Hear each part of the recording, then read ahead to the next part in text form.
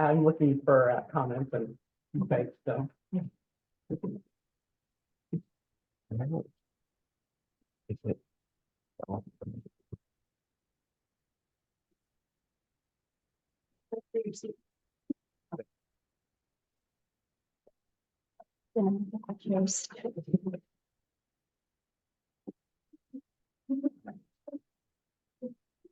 They're saying I should have offered doing some street conference round, but probably.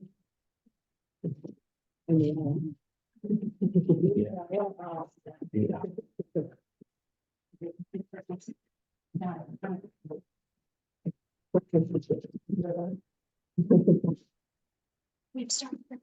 Interesting. You're.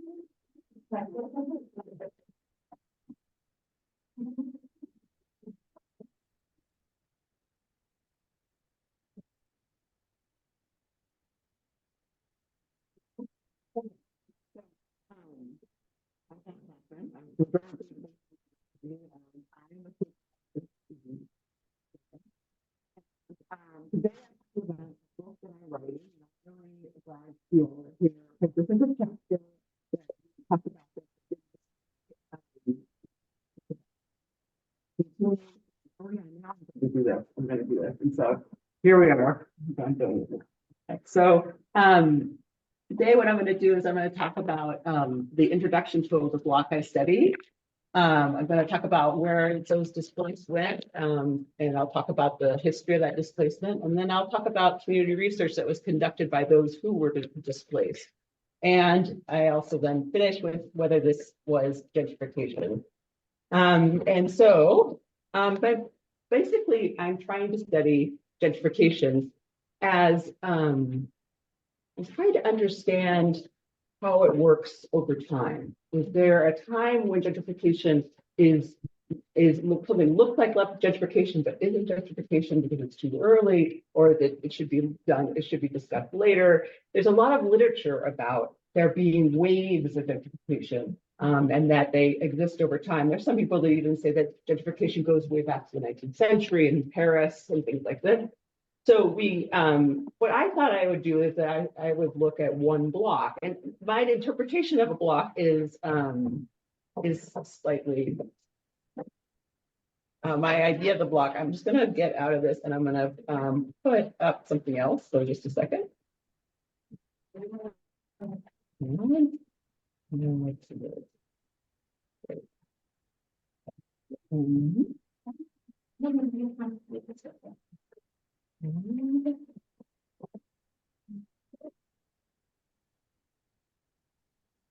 So here, if you see, this is Washington, D.C.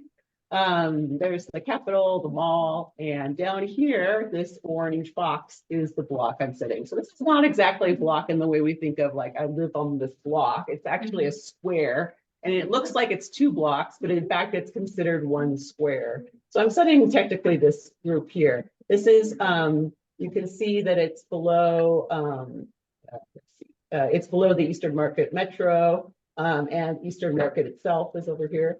I'm looking at this block right here. And I put it on today's map because then people can notice where it is today, and we'll see how things map onto the terrain for today. Okay, so I'm going to go back out again. So sorry about this. Let me go back to my screen.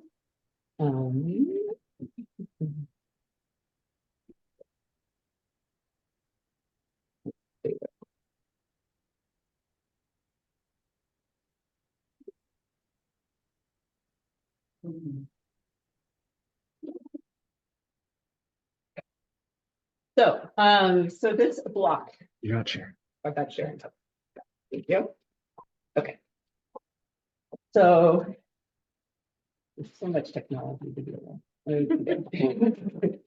So the block I study begins in the 1886 is when the block is just being built, in fact. And what's interesting about this block is, and I'll just go ahead and show you, is that this block ends up having almost, first of all, these alleys here. And you can see the alleys coming through here, the alley dwellings here, here, and here. So in the middle, there are fully constructed alleys. Some people think of these alleys as the offshoot of the houses at the edge, but the houses are really quite separate from the alleys. The alleys are developed by this point in 1886, it's a very developed alley construction business.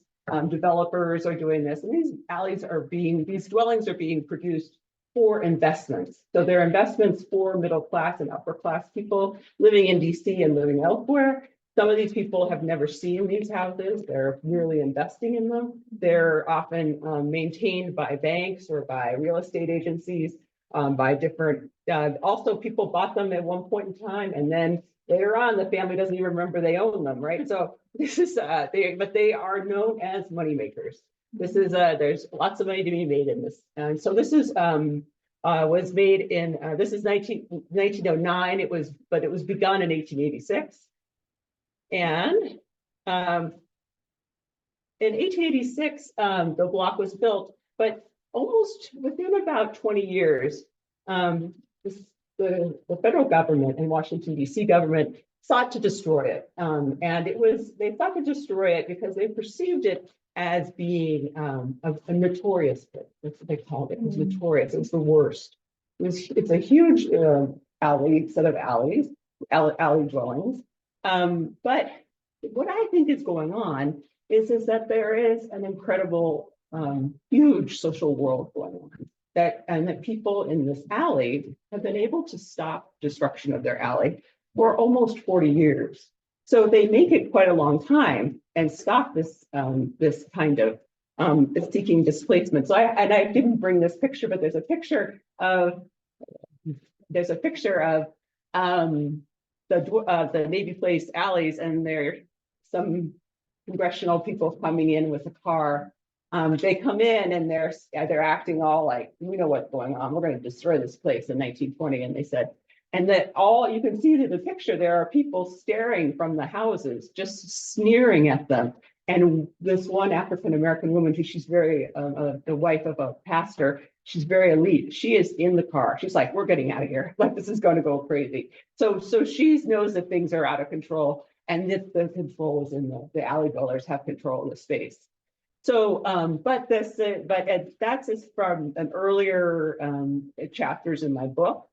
But what I'm talking about today is that there's this, when the destruction of Navy Place happens in 1939, I want to say, like, what happens to the people in Navy Place?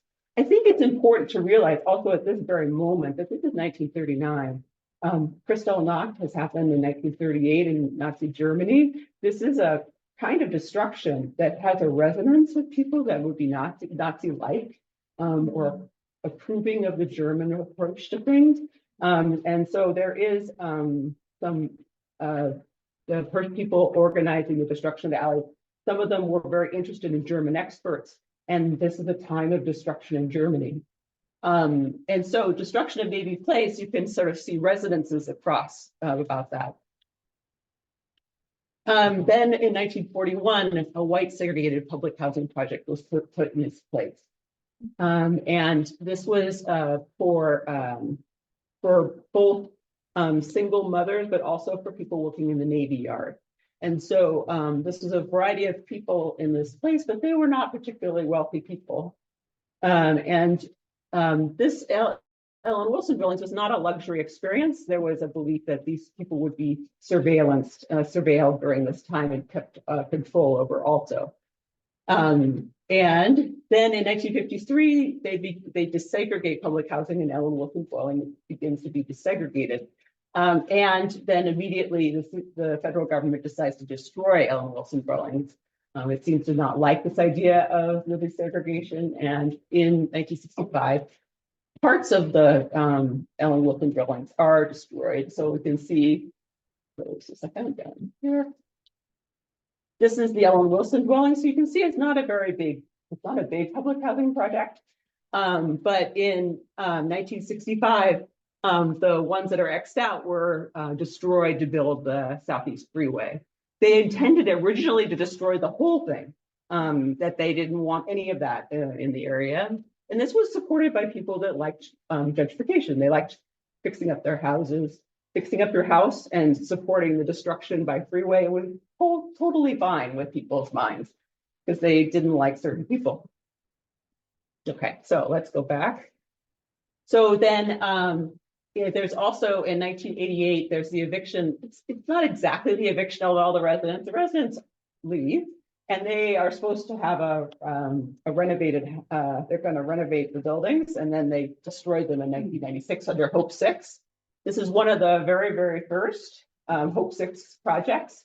There are 13 of these projects, and Ellen Wilson is one of them. And I want to say just generally, this block is also interesting because it is a place of all these experimentations that go on, like Hope 6 and other kinds of experiments that are done by policymakers and really very much hurt the people in the block. And they opened the Hope 6 homes on Capitol Hill in 2000. So in my book, I'm looking at this time period, and I'm not only looking at these negative experiences, I'm talking also about what is the social world and what happens in the social world, the political world, the economic worlds that are created in this block, but also how this block is reaching out across the city and across other countries as well, to such as Pan-African movements were very strong on this block as well. So I am trying to capture these variety of social worlds that are happening on the block, and how these social worlds, how does displacement cause the ending or moving of these social worlds in ways that we don't know because we haven't really documented. So it's a small scale study, but it ends up being strangely huge in unexpected ways. So let's see. So where did the displaced people go? So this is the second part. So, and this is the stuff I've been recently looking at. So the thing about this is that I originally decided to do this study because also the block has beautiful census data. So the census data we have from 1940, we have names and dates and everything. And then it was April, I think 2022, we got the 1950 data. So we have names, we have what jobs people have, what income or what else, a variety of things that people that we can see by the individual level. This is truly great data because you can see individuals and you can see things in there that are very helpful for following people around, right? So, and what's great about it is that the data, of course, goes back technically to 1790 when the first census was. It's very difficult with 19th century censuses because it's not even, I looked at them and I'm like, I don't know what to make of this. but these ones, but dealing with the 20th century, there's some very nice data. But however, so in 1940, they were able to check the 1940 census against the selective service, against people enrolling for the draft. And they could compare the census data and the draft data and figure out whether there are the same number of people. Everyone that had to do the draft, so they had to sign up. So like, you're going to get a great number there, unless people are, not actually signing up. But most people did sign up. And what they noticed is that the census has huge undercounts. But they only have information about men in their 20s and 30s. And in the case of African-American men, this is the first attempt at understanding the undercount for African-American men in their 20s and 30s was DC had a 40% undercount.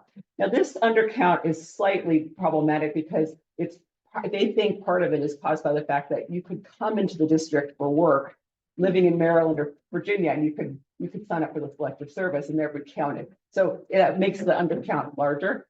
But in any case, DC has quite a large undercount, and I felt like I was seeing this too when I looked at the data, because I was looking for people and I'm like, I don't see these people. Are they all changing their names? I mean, what's going on? All day, every day, changing their names. And so people were just disappearing right and left. And so I'm like, what's going on? And so, but also I think there's something to the fact also that, that many people, in fact, don't necessarily want to be found, right? And so they don't want to be found, and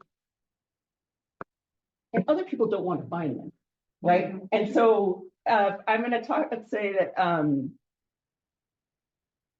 is that in Southwest DC, this is a later time in the 1960s, they do the mass displacement and destruction of Southwest, and that's where 23,000 people are displaced, and that's a huge displacement.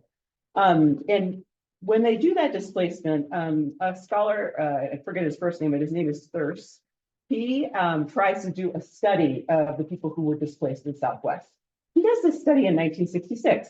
So it is not long after the displacement. So it should be relatively easy. In the study, he found and interviewed out of the 23,000 people, he was able to find 98 families. So he did studies and this was 5 years after they left their home. This was the people he actually found were people that were brought in by by the federal government. They were offered to be part of an experimental group.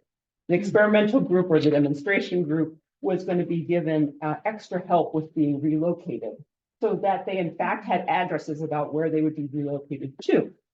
And so this group is completely unrepresentative of all the people that were displaced because they were actually helped and people knew where they went. But and I'm going to talk a little bit more about them in just a second. But also I also think that in some sense that the federal government didn't want to know where they were, at least where Navy place people were, because they would actually have to help them, right? They had not helped them, and they actually came to accept that they publicly accept that they hadn't actually helped anyone at all move, and so they were they didn't necessarily want to find anyone, but also these people didn't want to be found. So in 1920, this block where people are trying to destroy, the census comes by. And the census taker comes to the block, and she finds that all the residents have come out of their houses and are throwing sticks and rocks at her, and she has to run away. And she runs to get the police to help her, and the police come back some long time later with her, and they go house to house and do the census. And they said the report in the newspaper said the census went very well and everyone told the truth. So this is a problematic thing because there was also there were censuses done in the alleys already. They were always done by the police. This was never welcomed as an activity. They did, especially Navy Place, did not want the police to be in their alley at all. There had to be special protections for the police if they ever got near the alley. They had special sirens on the outside to alert for help. But the census also was used for segregation. The head of the alley dwelling authority who sought to destroy the Ellen Wilson that's how it sought to destroy the alley. He had shared racial data from the census with real estate agents illegally. He should not have been allowed to do that, but he gave individual level data to real estate agents in order to help with to allow for further segregation.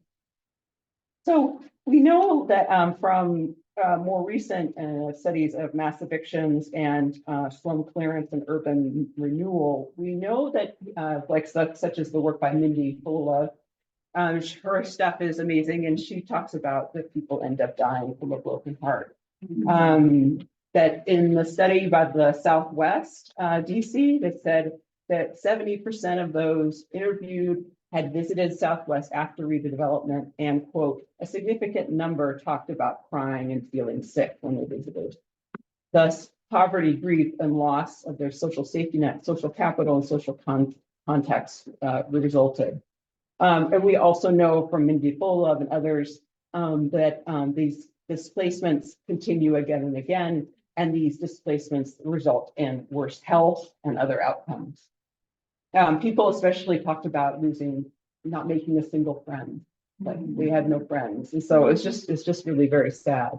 So what I tried to do is follow people around, but these people still, you have to think about, like, do they want to be found? And that's a question. So I'm going to show you this. Okay. And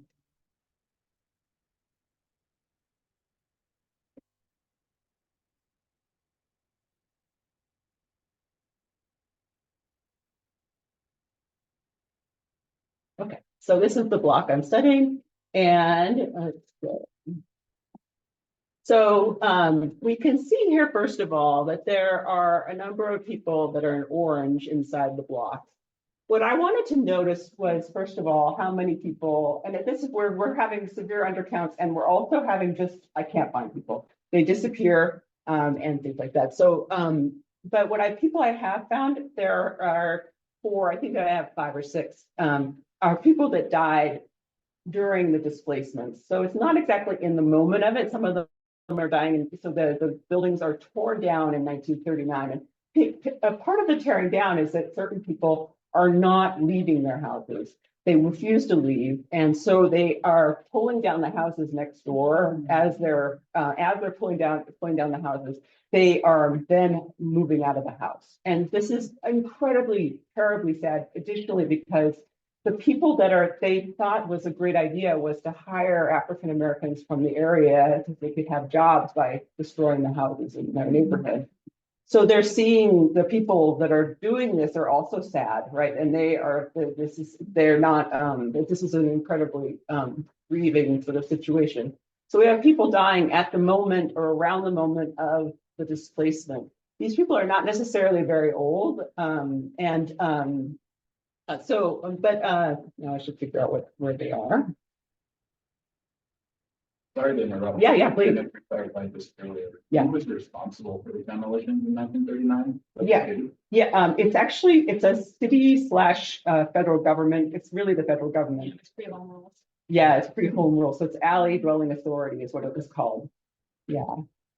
So there are people in this area, such as Ada Epps. She had lived from 1910 to 1938 in the Navy place. So she had lived there for 30 years, and she died at 58 in her home at 647 Navy Place.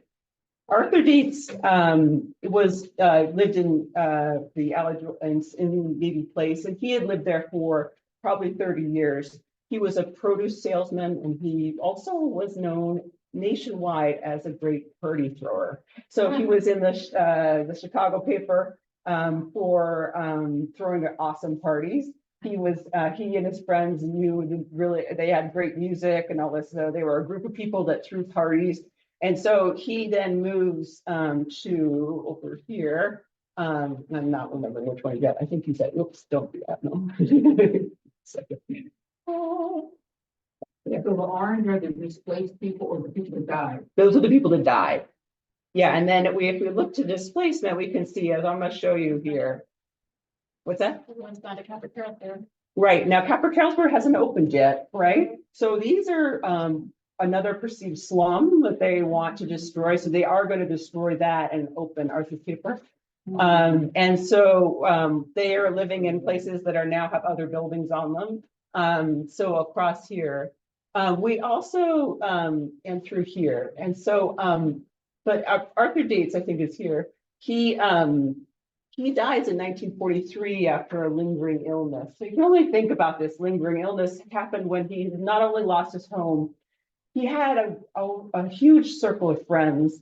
And they mentioned that in his obituary. His friends have been dispersed, and he also has lost his job. He was a produce salesman in his block, so his job is gone also. So we can see that there's people that die before the block is destroyed. There are people dying afterwards. And we have then what is next going on too is that people are moving to areas nearby. And I'm pretty certain that most of these buildings are quite overcrowded. There are probably many people living in them. And we'll come to some clarification about that in a minute. We can see that there are some people living farther away. This is a very young person that lived only for a short time in the Navy place. And so I think that she feels that she doesn't need to be that close because she's not as connected. And these other people have lived for decades in the Navy place. And also need those social connections for all sorts of reasons.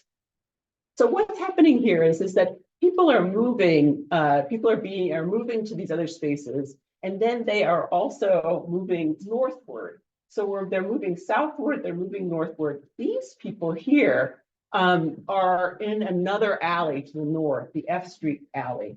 These people have been moved from another alley over here. Their homes were destroyed. They moved to Navy Place, their houses were destroyed. They moved to F Street and their houses were destroyed. These people disappear. I don't know where they are after that last disappearance. So these people are going to move. So we're going to see a disappearance over time, which I don't have a map for this, of these groups here will disappear. And so I have this, and then people then move. There's also, okay, so part of this is also that people are moving farther south and farther north and farther to the east. And so there's a general issue of expanding segregation, that this is a moment of expansion.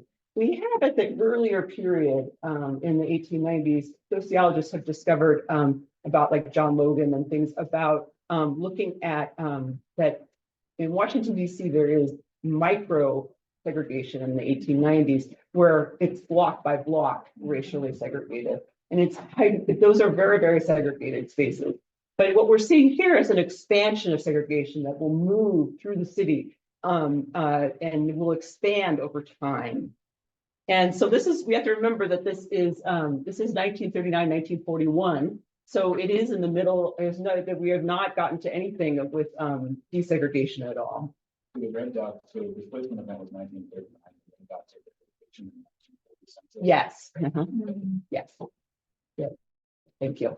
Okay. And most of these places throughout here and down here, this person is living in next to the sewage treatment plant and by the sawmill on the water. So these are much lower quality housing is involved and much more dangerous for people's health as well. And I'll have a case of this in a minute. Okay. So, and then back to my thing.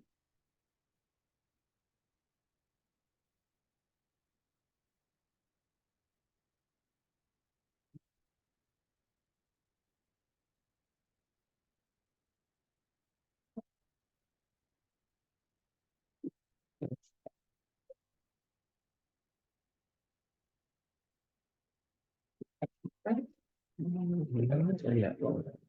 There it is. Oh, we're Oh, here's the interview. Okay. You get up, and then I'll go back.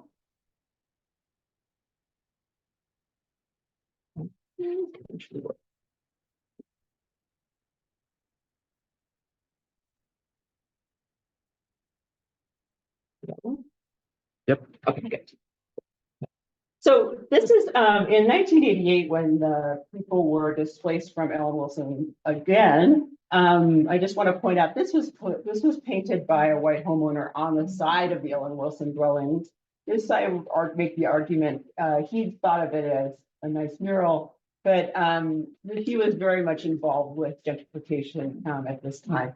And his idea, what appears to be is if you see, this was placed by the freeway looking up 6th Street. into what was perceived as the heartland of, and they use the word heartland of Capitol Hill.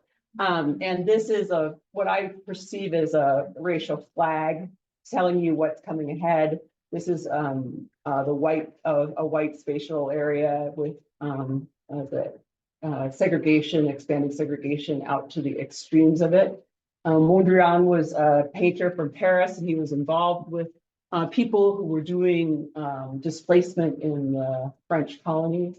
And so he chooses to put this Mondrian on the building and sort of highlights where this is going to go. And you can see if you stand in that place and you think about where people of color are in this area, this really does quite map on. So he's getting to some deeper kind of subconscious aspects. Okay, so now what's next? Okay, so it's very, very difficult to study displacement in general because of these problems with following people around, and people don't want to be followed or no one wants to follow them. And so let me just say, oh yeah. What am I doing first? Oh yeah, I want to do that. I didn't put it in the right order. Okay, so the thing that's really very interesting is if you look at some of the studies of Washington, D.C., like Paula Austin's work, where she looks at, she uses E. Franklin Frazier's work with youth in Washington, D.C., where he interviews youth.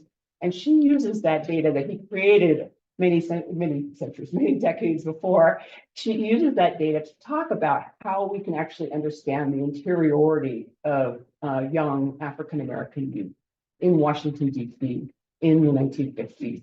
And so in this case, this is another interesting case. This is E.F. and Viola Harris are people that are not social scientists, but they're doing a form of social science, community-based research in their day. They start doing this research in the 1920s. They lead very precarious lives.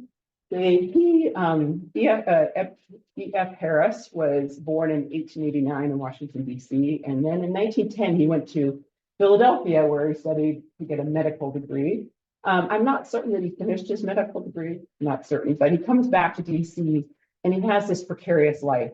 He marries Viola, and he basically seems to have a different job and a different house or wherever he's living every year or so.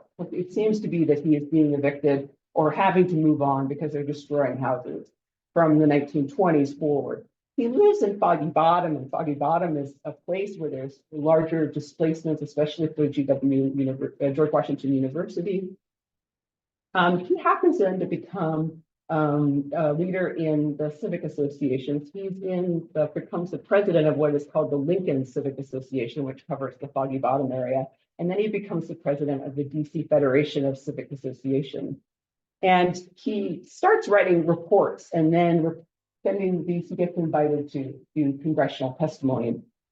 And what's really incredible about these reports is when you read them, you can feel the anger. Because he himself is going through this horrible displacement, and you can feel the anger, and you can also feel, and I'm sure other people reading it would feel other things that I can't sense, but there was a feeling that they knew they were being gaslighted all the time, and they were just trying again and again and again to document, always to document, to show, to make things clear. And so he keeps working at this and working at this. So, and one of the, let me see, oh yeah, okay. He right away, once Navy Place is destroyed, he starts doing work right away to prove that the people had not been helped. And he begins to do work in this way. And so one of the ways that they do work is that they go to the Randall Junior High in Southwest, in Southwest. And in that junior high, they and others work with the students in that school. They decide to interview people, the students' families, to figure out what's going on about why students seem to be disappearing from school. And they're disappearing because their houses are being destroyed, or their houses are over, there's too many people in their houses, so they can't, whatever's happening is sort of chaotic at home. And so he goes, so he gets these reports from the St. Randall School. And he also is doing his own research in different ways. And his research is kind of like my research, right? He's actually been looking at particular things. So he's in a congressional meeting about in 1941 about they're going to deal with they're thinking about rent control. And he says a copy, this is Mr. Harris talking. A copy from the records of the Landlord and Tenants Division of the Municipal Court is here submitted of suits filed by the Alley Dwelling Authority during 1940 in the name of the United States. It will be noted, therefore, 3 right for restitution were issued, 1 stay of execution was granted, 2 continuances, 2 cases were discontinued. This is a partial list, which was copied by me personally from the records of the court.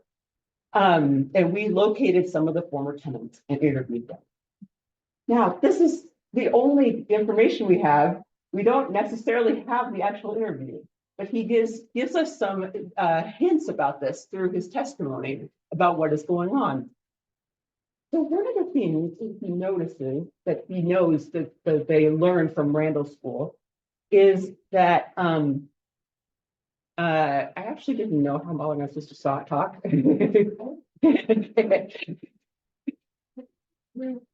I'm at 20, well, I'm probably at 30, but okay, thank you. Can I keep going for, I'm sorry. My name is Nancy Lal. I recognize this.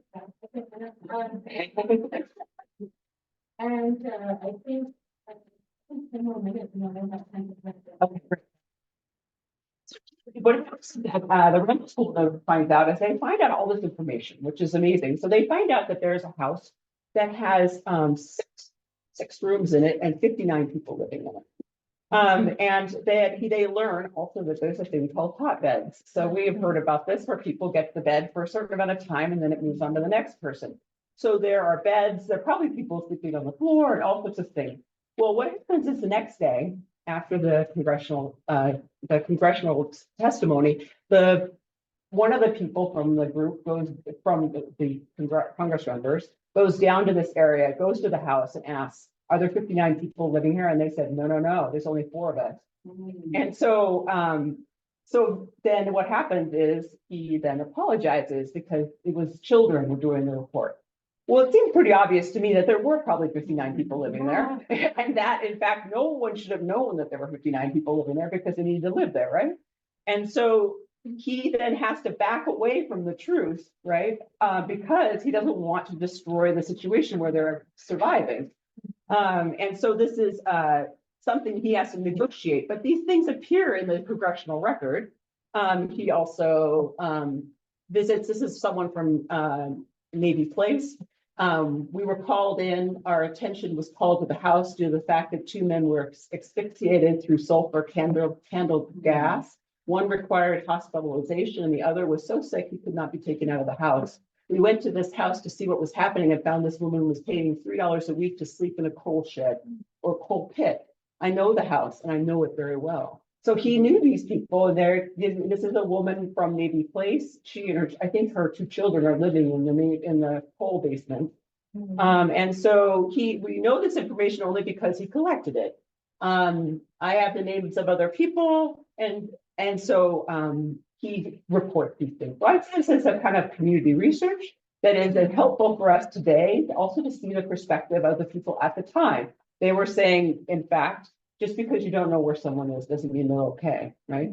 So, so this, just the last question I wanted to ask is this gentrification? In our popular understanding, it definitely is gentrification, right? I mean, so that is clear. But what I want to say, though, too, is I think sometimes we have to pay attention to the historical moment. And in this particular moment, we might call this segregation more than gentrification. It is called segregation at the time. This is also the expansion of a dual housing market based on race. These housing markets are separate. Technically, under gentrification, you should be having a unified housing market so that in that case, one group, the more high income earners are replacing low income earners. But in this case, with Ellen Wilson dwelling in particular, these people are paying potentially less money than African Americans are. This happened all across through segregation, that African Americans pay more than white people for housing that is definitely worse. So you need to actually, to have gentrification, you actually have to have decolonization and the end of colonialism and the fight against segregation has to go on in order to unify a housing market. It won't unify on its own.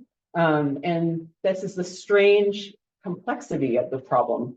So that decolonization, including of Washington, D.C., in London happens earlier. That's why we see the word gentrification emerging at this time. Ruth Glass is inventing it in 1964 in London. But DC is really decolonizing with home rule, and then that becomes a possibility of having unified housing market that actually has people possibly coming together, coming to buy things and not in a discriminatory way. We know that's not true, but gentrification is only possible really after home rule as a possibility.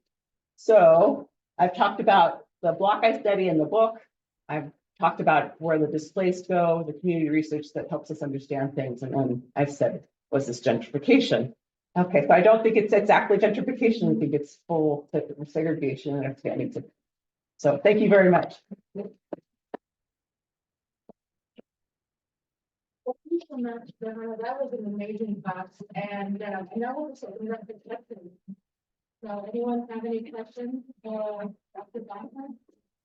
Yes, thank you so much for spending time with us here. The red for this day, and I've been living Southeast DC, and really gentrification, near the final frontier. But my question is a couple things you said, and I've just been having an opportunity to write it down. You said that there was an author who's been down at sea. Can you tell me? There was Paula Austin. Yes, I. And then there's a T one. Do you guys remember You what? said you didn't have his first name. Oh, yeah, Thurs. THURSZ. And his book is from 1966. It might be called Where Have They Gone? It might be that. Are you familiar with Kelly's Corner? Yes, yeah. That's a great idea. And what I couldn't see, what is the block, your block? Oh, yeah.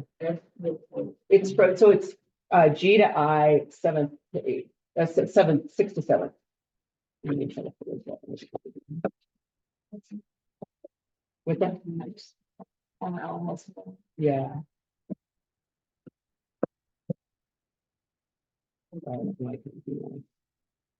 Got that up. Am I not sure? Yes. Okay, good. Here it is here. So, the G to I, 6 to 7. Thank you. Yeah. No. Thank you so much. This is awesome. Sorry, I came in a little bit late, but I think I got the good stuff. I think you just told an incredible story about the importance of community storytelling, but from like a deeply place-based, almost like micro, place-based perspective, and the value of that. So I think it's just an incredibly important perspective there to think about how we tell stories and from perspective that we tell stories. I have two questions about one about the census and then other about following people around. So I wonder on the census, like there's so much there in terms of like what is missed from the official documentation of this block. And I'm reminded of the city apartment, I'm sure you know, her reflection on like the invisibility, but also like the things that actually are recorded and how like what is recorded actually misses what's there, because what people don't want to say or the interpretation that the census takers actually have of the residents actually cast a long shadow over how things are reported. So even like the not applicable box becomes like a really important site of interrogation. So I'm just wondering if you can actually reflect on like what was taken like in one of the censuses and how that is not just an undercount, but like a false count of like what's actually there. And then the question about following people around, I'm just really curious more about your process of like actually finding people just to do this documentation of like one block. It's just so difficult. And I think we have this problem over and over again in the patient studies. We're trying to follow this place, but like we're trying to do it at like much larger scale. And like, so for you to even get this level of information about where folks are going, what does that look like for you? And like, what lessons would you share for those that are actually trying to do this work on following this place? So I think it is a very good idea because you do find things about people. Like I have found that, for example, that there was a fortune teller on the block, and so you can then look and see like, okay, this person has something in the newspaper about them, you know, and so you get to see interesting, you know, occupations and things like that.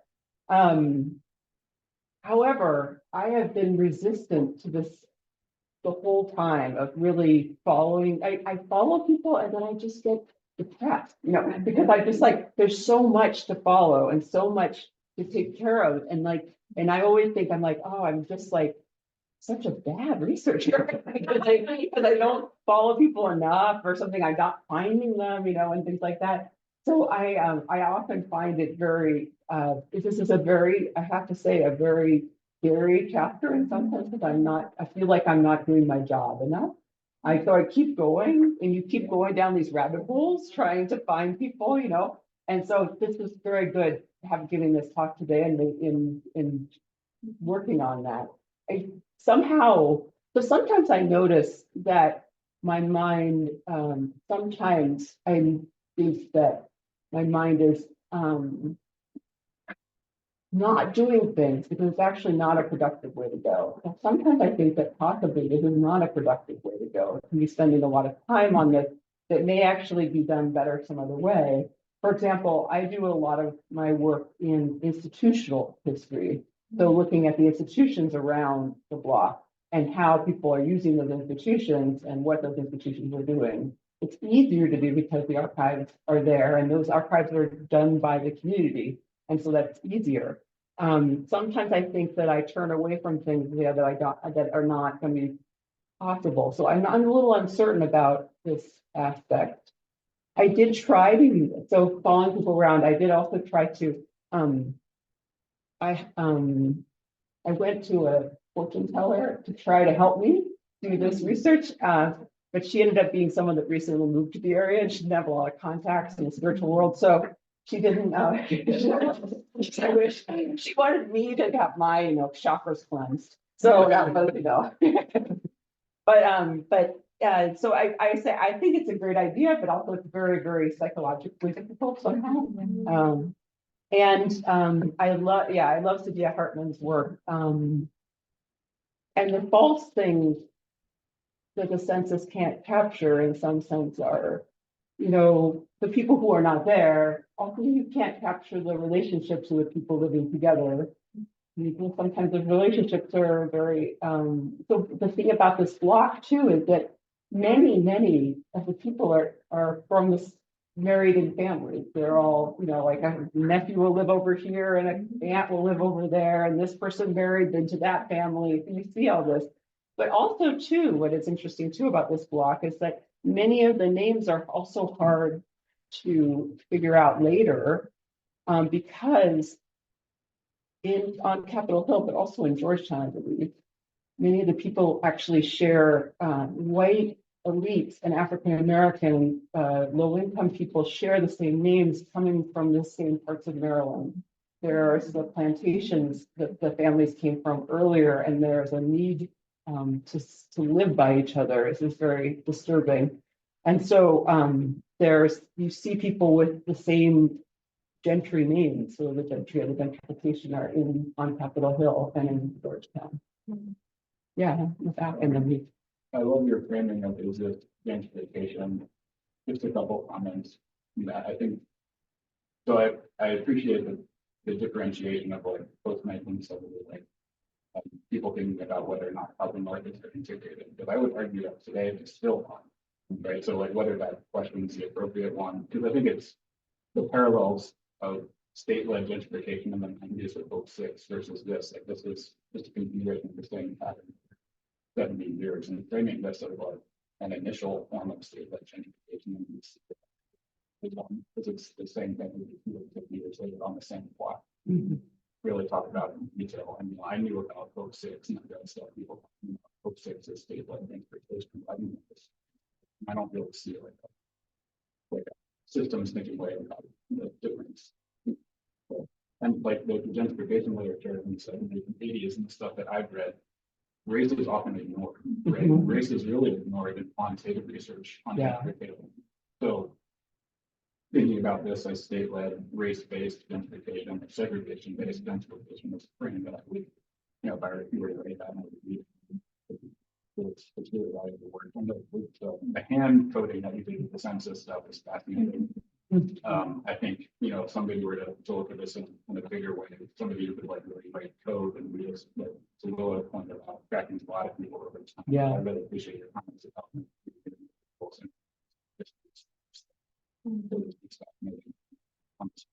granular scale. Thank you very much.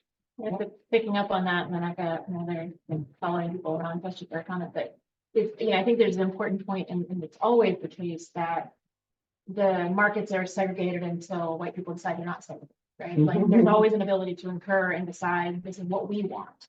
And so I think particularly in the context of the historic preservation movement underway in Capitol Hill at the time, that was sort of a decision that was happening on the Riverside in Georgetown too, right? Same kind of thing. Suddenly we can take these houses and we can edge people out. And so I think that that's a really important, like I kind of am fascinated by this differentiation of the unified housing market. And I think to some degree, yes, but also when it's state-led, we get to choose, right? Oh, actually, I'd like this now. This is really beneficial to me. Now we're having it in an integrated market. I think I don't know, I do a lot on building history in DC and buildings that have been preserved and what have we done and buildings that have been lost. And this reminds me a little bit of a project I did with a colleague who's been organizing in DC, and we looked at the old Kelsey Gardens on 7th Street in Shaw. And we actually were able to sort of snowball kind of calling people and like, hey, what happened to this person? Oh yeah. And finding out where people went when this building was demolished and created into nominally mixed use. Tenants had the right of return. I could write a whole, I read the book about this. But like that sort of those sort of questions. And I think we ran into the same kinds of things of like, we found people who had moved, people who tried to move really close or were, placed and had assistance to get close-ish, but close, when you're, when you're not from that community is different, right? Moving like 2 miles away in DC is almost Maryland. And it's a whole different thing. So I think it was super interesting and being able to follow people around and understand. I think understanding the scale of building or understanding the scale of small community, but essentially this is the size of some of the buildings that the population and the meaning of that. And like I think we don't talk enough about that in our research, just kind of meaning of place and the small size of meaning of place. We talk sometimes about neighborhood, but there's actually like something smaller than that is, again, you interview people in buildings, you're like, yeah, no, I moved in here because my aunt was here and I moved up from the Carolinas. And so I stepped back around. My daughter lives down the hall and my granddaughter is moving in next week. And like, it's just this incredible thing. So anyway, I love that so much. And we talk about this question before size. It's really good either. Thank you. Yeah. So two things. One thing that comes to my mind is the whole concept about who has control over the state. And I always think about the concept of white flight and how that's kind of been a cycle. The state is found to be undesirable. So, African Americans who move in, but then white people change their mind and they say, well, we think the state is now desirable. Who all have to go? And so how that cycle has perpetuated itself. And then I have a really short story talking about people in my neighborhood, Lakeland, and a woman who's a bit older than I am, and she was thinking about how her elder years were quite different from that of her grandmother. And she thought she was speaking of how her grandmother was able to, when she got into a place in life, she wasn't very mobile. But she was able to sit on the porch with her friends. And that she and her friends were able to watch the world go by. She did that, but I can't do that. I have to sit on my porch. And so I think that's the difference in that kind of situation. Yeah. Especially when. I know you told me. I don't know if I missed this part, you know, a little bit, but, I was gonna ask you, why did you choose this block? Mhm. Like, there's so many block runs, right, that Yeah. have this kind of similar story. What drew you to this specific block? And then also, another question is, was there any kind of like religious institution or any institution outside of, you know, that connected the people in this area together outside of just living in this building? Mhm. Yeah, so we're, so I can't actually say why I chose this block. It's instead of like the block chose me, I think, because like, I don't know, you know, it's kind of weird. Because I was working with some people at our paper that to the south of that, and for some reason I turned my mind around and I was like, I'm gonna say this. And like, I don't really know why I did that. It ends up being a incredibly, it is a well-documented block as these blocks go, because of these things that happen on the block. So that's helpful. There are many institutions around. So there's a Masonic Lodge. There are churches. There are three within a few feet of there. But there's also a mission inside the alley. From I think it's a Mount Zion in Georgetown, and then there's also I think Orthodox Jews are also practicing in their house. They have like meetings in their houses. And they're in the block. And so I think there's a variety of things, a Baptist mission also nearby. So there's lots of institutions, and that's part of the gentrification is also the destruction of the institutions that then makes it easier to do through this other destruction in a way. Okay. There's a lot from what you just said that I already have a question about. Good. I'm glad. Because I've done work with Mount Zion up in Georgetown, so I'm actually really curious to hear more about the mission in this alley. Yeah. I found very, very interesting. But the point I was going to make was, one, I detest the term gentrification because it seems that oftentimes it plays the role of being a catch-all for all the terrible things happening in the community. Right. My community, for example, has a Planet Fitness, which is wonderful for me now that I can go to the gym, you know, 10 o'clock in the evening. But like, I really need to go to the show. And so I think that for me is, I guess, the reason why I sort of don't like the term. But I think more broadly, when we talk about gentrification, we're really talking about it's displacement and then community development. And so I'm wondering if you've been able to sort of look at the issues from those two different perspectives and see that, you know, whether we're talking about 1970s, whether we're talking about U Street in the early 2000s, whether we're talking about Georgetown in the 30s, the 40s, and the 50s, or Chevy Chase in 1890, right? Like there's a lot of community development that's taking place that is ultimately resulting in displacement of communities, in particular African American communities.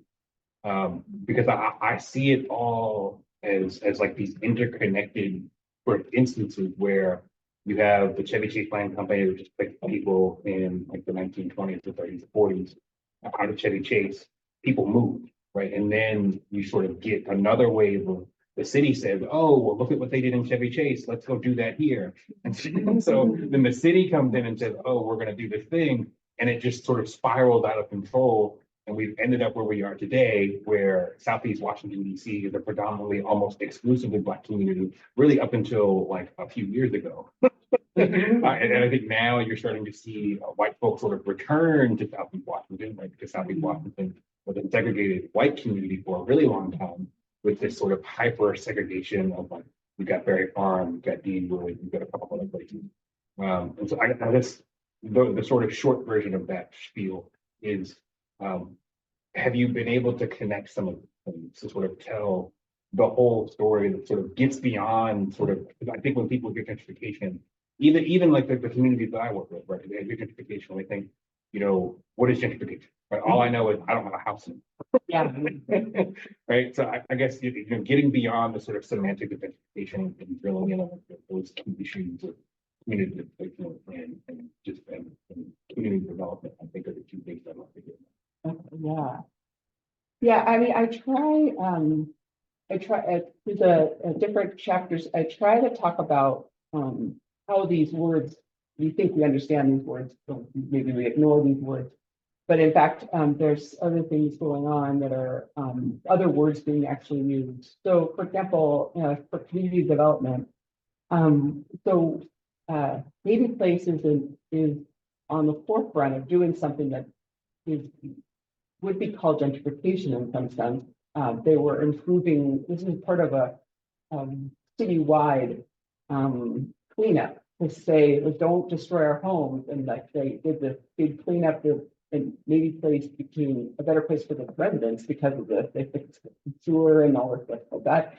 But there was community development. But then when it happens on the north end of the block, where the homeowners are white, so when they do the same thing there, that actually changes the neighborhood in fundamentally different ways than the earlier situation. So it's the same activity, but I would call the second one gentrification because it's gonna sound a little bit strange, but is that in fact this particular block has Maryland gentry on it. They're the descendants of plantation owners, and they are reported in the paper when they travel. They're going to this place with their friends. They're recruiting their friends from Paris tonight. They are the gentry. So I think in some sense, in fact, the gentrification is the wrong word because they use the word restoration. And to them, restoration happens when white people buy a house. You don't have to fix it. Yeah. You can buy a house and that will restore it, which just means something. You can tell what it means. Yeah. So, but you're right, that the word gentrification is a very big problem, and I agree with that. Yeah. I'm not going to say more about. No. That's fair. I think that's fair. The only other thing I wanted to hear about was the Mount Zion mission. I'd love to hear. Oh, yeah. More, So all I know is that I tried to talk to Mount Zion about it, and I wrote to their archive, and it was during. Yeah. But Mount Zion, I guess, had this mission in Navy Place, and they would have services, and a visitor would come with like a cart and some music or something like that, and sing songs and stuff. I'm not certain what the people in the alley thought of them. Yeah. But it's interesting to me because like Mount Zion's the oldest African American congregation in the district, and so when you said it, why is there a mission from an old black church in Georgetown or down by Barracks Row? Yeah, I just remember as a kid going to Georgetown in church music. Mhm. So, I mean, I'm not sure how old some of those congregations are, but if I understand it properly, it was black and then it was white, and then it was black, and now it's white. Well, So, yeah. Continuing. Yeah, not to like hijack the conversation on Mount Zion, but Mount Zion was an offshoot of Dumbarton United Methodist Church. It was established like post-emancipation and was given to black congregants to worship there. And so I think the interesting thing to me was that like we're talking about Navy Place at the same time that like Georgetown is going through its whole thing and arguably has gone through its whole thing. Like so Georgetown is not the sort of micro chocolate city anymore. And so I just thought it was interesting that there's this connection from a church in Georgetown down by Barrett Row. I was wondering if people from Georgetown ended up here, potentially. Yeah, and I don't see them coming from Georgetown, but it doesn't mean they weren't. Yeah. And also one of the Masonic lodges they went to was in Georgetown, so people were making their way across town. We have time for more questions, so. Hi again. You mentioned the Masonic Lodge, so may I assume that when we were doing your research to find these people, you talked about the businesses, so they were hairdressers. And there was, we don't really know it, Masons and women are Eastern Star. Eastern Star. And, you know, those kind of society organizations that may have some archives to help you find some of these folks. Yeah. But the hairdresser, put a star in that. When you find a hairdresser in the neighborhood, was doing everybody's hair back then. I found one today that, it's called Weaver Rose. It's a hair salon or something, but I haven't found nothing else about it, and I'd love to know more, so, yeah. I'll investigate it. Very on the note. You mentioned the word decolonization. Because I haven't heard about colonization. So I was wondering if you could explain what it means, and also just to think of the resonance that you put it up. Thank you, different. Decolonization.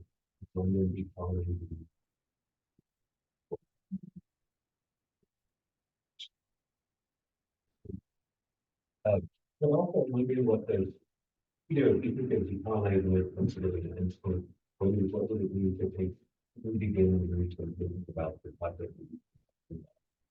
Mhm. That's it, to the idea that it, that I don't know what gentrification is like, combination might not be a clear term to apply, but I'm wondering.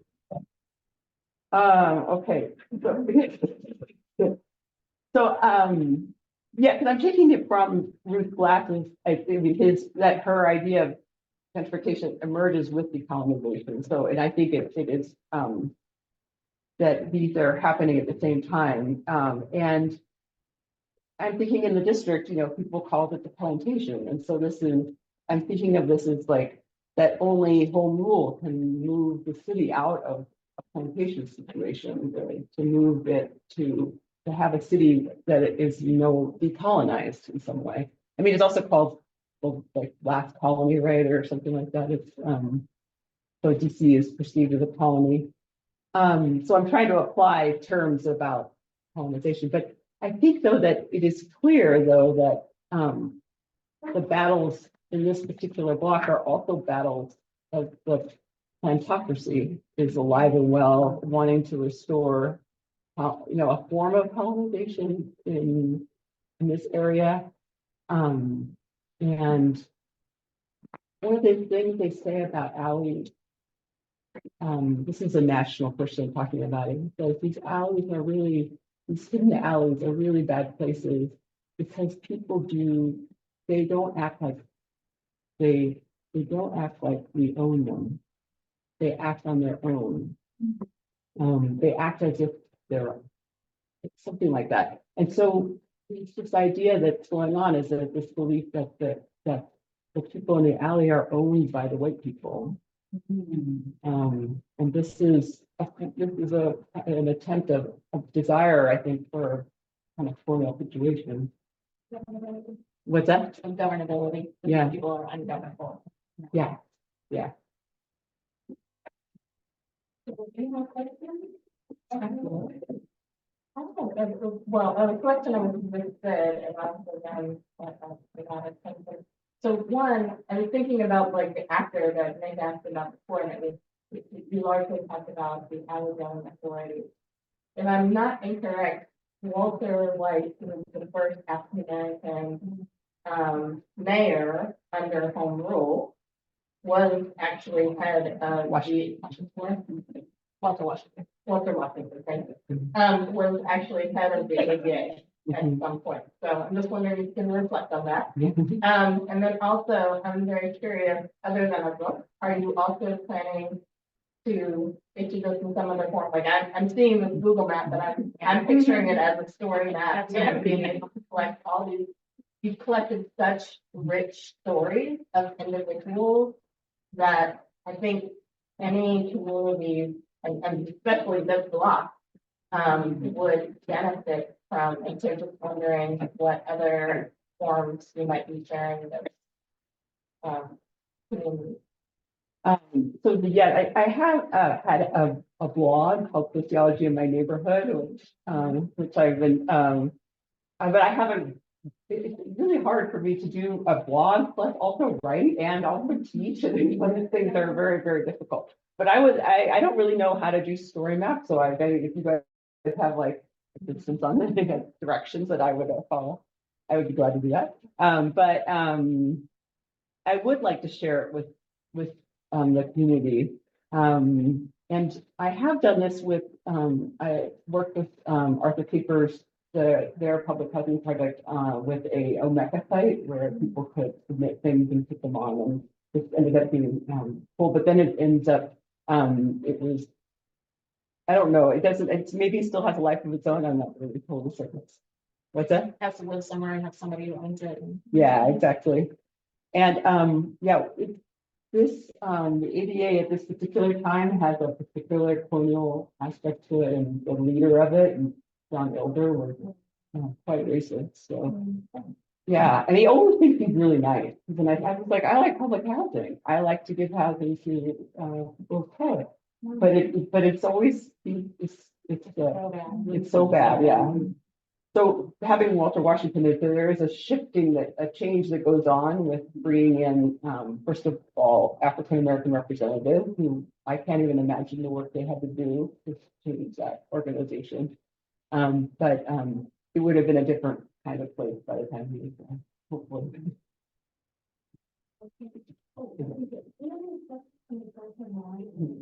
Would you know?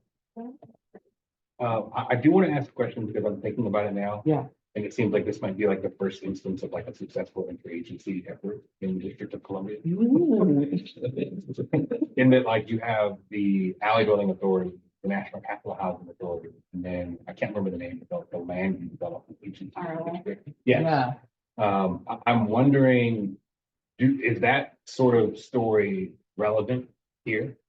Yeah, so the thing is that the NCHA is the ADA becomes the NCHA, but the same people are sitting on all of them. Right. And so that there's a very small group of elites that are making decisions across the thing. So they do work well together. Yeah. Yeah. And interesting, so related to that, was my work on South and Southwest, I was looking at this great letter. So first of all, it's this like letter that comes out from the Congressional Black Caucus to the head of the planning and the Housing Authority in 1960-ish. And he reads this article in the Washington Post where Walter Fauntroy refers to urban renewal as urban removal. And he writes this letter to the head of the Housing Authority. He's like, what is this? Like, this is crap. I say it's crap. Guy writes back with this, like, it reminds me of this John Elder thing. So we have just destroyed 25,000 homes and we have built 1,000 new homes. Like completely straight faced, like not talking and we even built 250 homes that are affordable.